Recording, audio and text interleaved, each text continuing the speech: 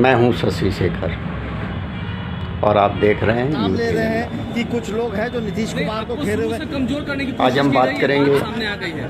अब आप बताइए कि ऐसी बात थी या नहीं थी? बिहार में आने वाली पार्टी ही कमजोर हो रही है। बड़े राजनीतिक भूचाल के बारे में। होगी तो स्वाभाविक से उपेंद्र कुशवाहा भी कमजोर होगा। जिस प्रकार कमजोर होंगे सब कमजोर होगा।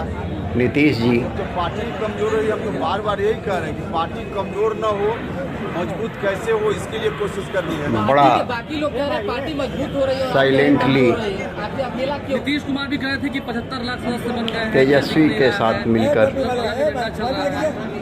नीतीश जी ने कहा कि और 75 लाख तमाम सदस्य बन विपक्षी गया। दलों को लेकर के आप लोगों ने देखा है ना भाई, अपनी सरकार बना ली 2020 और विधानसभा बीजेपी को चुनाव के अलग पहले थलग कर दिया। हम नहीं थे पार्टी में उस वक्त, लेकिन उस वक्त जो दावा किया जा हमें रहा लगा है कि बीजेपी कि बिहार भर में 1.5 लाख को बहुत बूथ कमेटी गहरी के चोट सदस्य लगी। बने हैं। गांधी मैदान में बुलाया गया, कहा गया, लेकिन आंकड़ा दिया बीजेपी गया 1.5 लाख और 5,000 लोग भी नहीं आए। राज्य ही नहीं जबकि ऊपर देश की सबसे बड़ी इसी पार्टी तरह से है। सदस्यता चलती है ना, सदस्यता का यही मतलब है। बीजेपी का एक चुनावी आपने भी कहा ना भाई, तंत्र है बीजेपी में। लेकिन जा रही है, जनता चाहती है वो तब कहीं तंत्र सत्ता जाती है। लेकिन हम दिल्ली की सालों बात करें, सक्रिय रहती है। जनता एक नहीं चुनाव चाहती खत्म कि होती है, इस तरह दूसरे चुनाव की कोई तैयारी टक्कर शुरू में कर हो। देती है। लेकिन कंफ्यूजन है, तो हम लोग भी जानना चाहते हैं तो क्या हमको जानकारी बिहार में बीजेपी चुप बैठी हुई होगी? तो कह रहे हैं कि हम के बाद मान सम्मान नहीं। लाइन से हटकर ये कार्यक्रम अरे भैया, तो व्यक्तिगत मान सम्मान आने वाले समय में मना करने के बीच में पार्टी लाइन से हटकर आप ये कार्यक्रम कर रहे हैं, नहीं लगता बिहार कार्रवाई हो सकती है और में एक नई राजनीतिक भूचाल की पृष्ठभूमि तैयार हो रही है और आप देखेंगे कि अगल बगल वाले लोग जिस तरह महाराष्ट्र की का कोशिश कर रहे हैं उस कोशिश में सफल भी हो रहे हैं। महाराष्ट्र में जो घटना घटी, इच्छा से कोई निर्णय नहीं ले रहे। जिस तरह से उद्धव ठाकुर और यह बात की सिर्फ सरकार हम नहीं कहते, आप चले जाइए कहीं भी राज्य कार्यालय के आसपास, महाराष्ट्र में गिर कैमरा गई ऑफ और कर उनके लीजिए, ही दल के माइक लोग, बंद कर लीजिए, उनके और ही तब दल जनता के दल सांसद, यूनाइटेड के लोगों से पूछिए तो विधायक सही लोग बता देंगे कि मामला क्या है। उनसे दूर हमसे चले क्यों गए पूछ रहे, सब लोग बता। और रामेश्वर महतो ने कुछ नाम लिया, शिवसेना छिन्न भिन्न हो गई। प्रसाद की जयंती मनाई जा रही है, आपकी उद्धव ठाकुर प्रदेश अध्यक्ष से पूछा गया तो साफ के कह रहे हैं, पास आप तो समझ ही रहे हैं किस तरीके का आज हाल हो रहा है। गिने चुने विधायक बचे जो उनके साथ।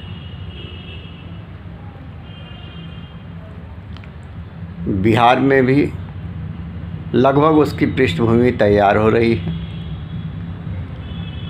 जदयू संसदीय बोर्ड के अध्यक्ष कुशवाहा जी, जदयू के पूर्व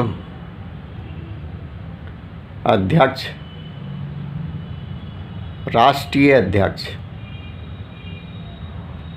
RCP सिंह जी,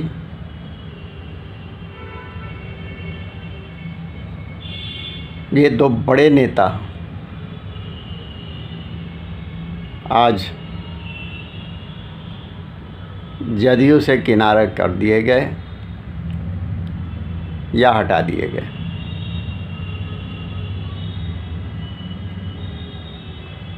दोनों जदयू के प्रभावशाली नेता थे। उसकी अंदरूनी राजनीति की रग रग से वाकिफ़ हैं।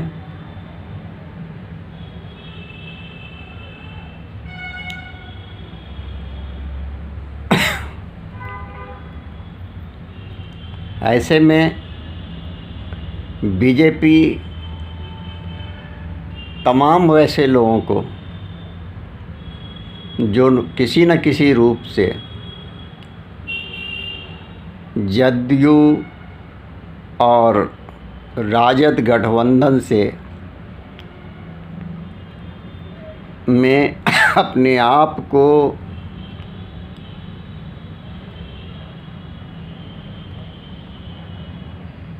अनईजी महसूस कर रहे हैं, सामंजस्य नहीं बैठा पा रहे हैं,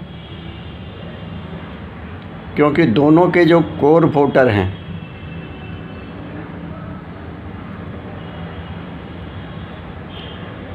उनमें कहीं भी ग्रास रूट पे समन्वय नहीं हो पा रहा है। और जदयू में अब वो क्षमता नहीं रह गई है, या राष्ट्रीय जनता दल में, क्योंकि दोनों में अंतर विरोध इतना अधिक है कि वो एक दूसरे को वोट ट्रांसफ़र करवाने में सफल नहीं हो पाएंगे, क्योंकि उनके बीच में वो सामाजिक और जातीय जो व्यवस्था है यहाँ, वो बहुत ही विपरीत है। अब उदाहरण के लिए आप नालंदा चले जाइए, नालंदा गढ़ है जदयू का, लेकिन जदयू का जो कोर वोटर है वहाँ पे नीतीश जी के स्वजातीय हैं, कुर्मी बाहुल्य ज़िला है वो। वहाँ हमेशा लड़ाई जादुओं और कुर्मियों के बीच होती है, राजनीतिक लड़ाई, राजनीतिक सामाजिक दोनों स्तर पे उनमें हर जगह एक वैमनस्यता का वातावरण बना हुआ है। ऐसे में आप कैसे अपेक्षा करेंगे कि जदयू के कुर्मी कैंडिडेट को कोई जादव वोट दे देगा? आज तक की पृष्ठभूमि तो यही रही है कि जो भी कैंडिडेट खड़ा हुए हैं वो एक दूसरे के विरोध, राजद और जदयू दोनों एक दूसरे के कट्टर विरोधी के रूप में खड़ा हुए हैं।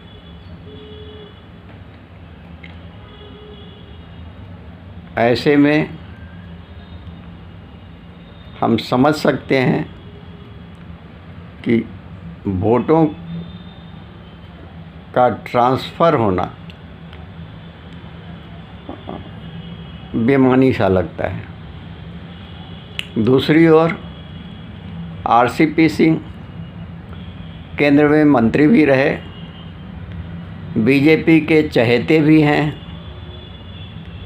और जदयू में उनकी पकड़ बहुत मजबूत रही है। नालंदा ज़िला के हैं वो।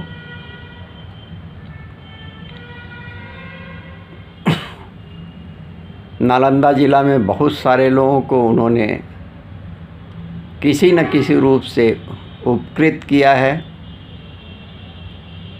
बहुत सारे लोगों को नौकरियां दी हैं,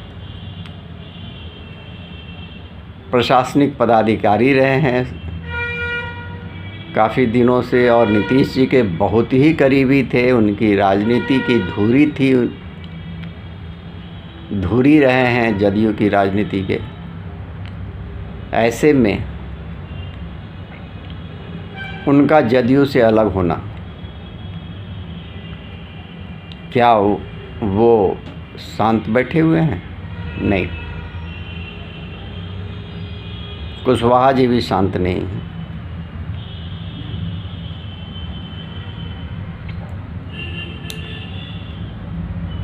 रामविलास जी की पार्टी लोजपा अभी दो हिस्सों में बट गई है।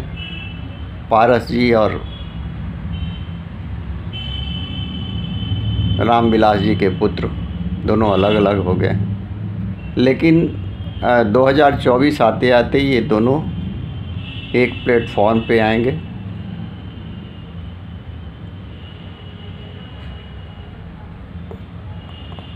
और बीजेपी गठबंधन में शामिल हो जाएंगे।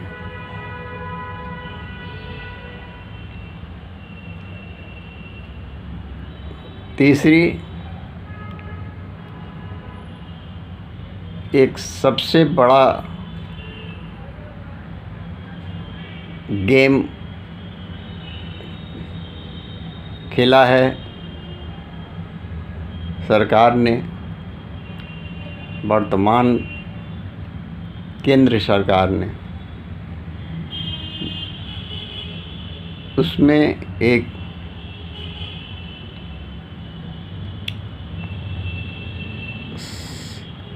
श्रमिकों के लिए योजना बनाई गई है, ट्रेडिशनल श्रमिक रत्न योजना, जिसमें वैसे लोग जातियों को जो ट्रेडिशनल रूप से पुश्तैनी व्यवसाय में लगे हुए हैं, लोहार हैं, बढ़ई हैं, चर्मकार हैं, नाई हैं, जो कुछ न कुछ जिनमें पुश्तैनी